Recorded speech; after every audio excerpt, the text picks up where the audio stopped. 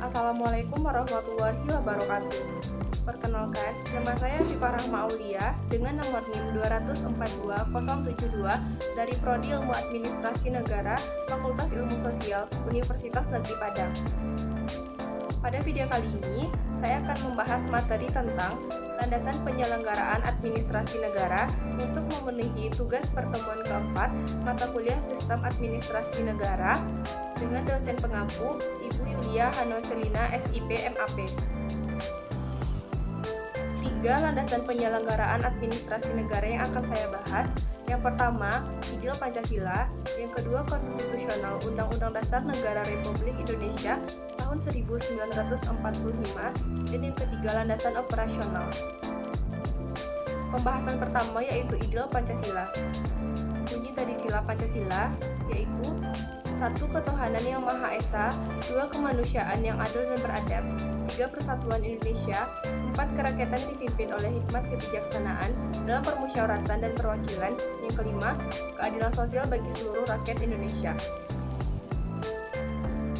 Pancasila sebagai dasar negara Republik Indonesia merupakan sumber dari segala sumber hukum yang berlaku di negara Republik Indonesia.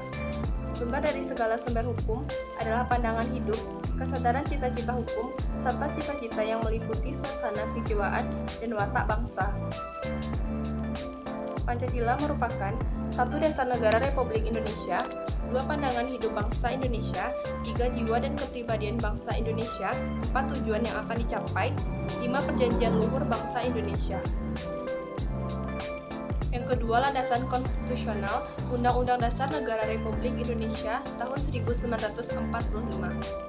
Landasan konstitusional bagi penyelenggaraan administrasi negara adalah Undang-Undang Dasar 1945 yang merupakan perwujudan dari tujuan proklamasi kemerdekaan 17 Agustus 1945 yang terdiri dari pembukaan, batang tubuh, dan penjelasan. Pembukaan Undang-Undang Dasar Negara Republik Indonesia tahun 1945, selain itu juga merupakan penuangan jiwa proklamasi kemerdekaan 17 Agustus 1945, yaitu Pancasila, juga mengandung cita-cita luhur dari proklamasi kemerdekaan itu sendiri. Pembukaan Undang-Undang Dasar 1945 merupakan sumber motivasi dan aspirasi perjuangan serta tekad bangsa Indonesia dan sumber cita-cita hukum serta cita-cita moral yang ingin ditegaskan oleh bangsa Indonesia serta sekaligus merupakan dasar dan sumber hukum dari batang tubuhnya. Landasan konstitusional Undang-Undang Dasar atau Konstitusi adalah hukum dasar tertulis dan sumber hukum tertinggi dalam hierarki peraturan perundang-undangan. Undang-Undang 1945 dan perubahannya setelah amandemen terakhir tahun 2002 merupakan konstitusi yang berlaku di negara ini sampai saat ini dan merupakan landasan konstitusional bagi NKRI. Undang-Undang Dasar Negara Republik Indonesia tahun 1945 sebelum amandemen terdiri dari 3, 1 pembukaan, 2 batang tubuh, dan 3 penjelasan. Terdiri dari 16 bab, 37 pasal, 49 ayat, 2 pasal aturan peralihan, dan 2 ayat aturan tambahan. Setelah amandemen, terdiri dari 2 bagian, yaitu pembukaan dan batang tubuh. Terdiri dari 21 bab, 73 pasal, 170 ayat, 3 pasal aturan peralihan, dan 2 ayat aturan tambahan. Yang ketiga, landasan operasional. Landasan operasional Sistem Administrasi Negara adalah garis-garis besar hukum haluan negara atau GBHN yang merupakan panduan negara dalam garis-garis besar sebagai pernyataan kehendak rakyat yang dahulunya akan ditetapkan.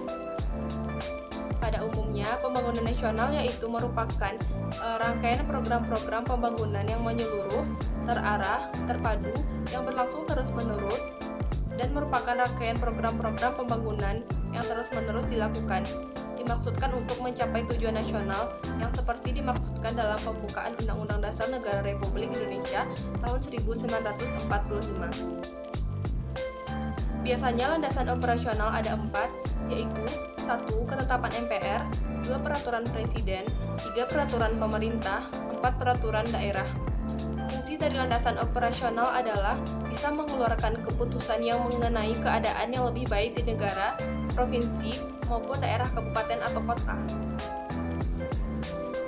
Berbagai landasan sistem administrasi negara, sebagaimana dijelaskan terdahulu, merupakan pedoman dan dasar dalam penyelenggaraan administrasi negara Indonesia, terutama dalam rangka perumusan kebijaksanaan, penyusunan rencana dan program-program pembangunan, serta dalam pelaksanaan, pengendalian, dan pengawasan atas pelaksanaan sistem administrasi negara.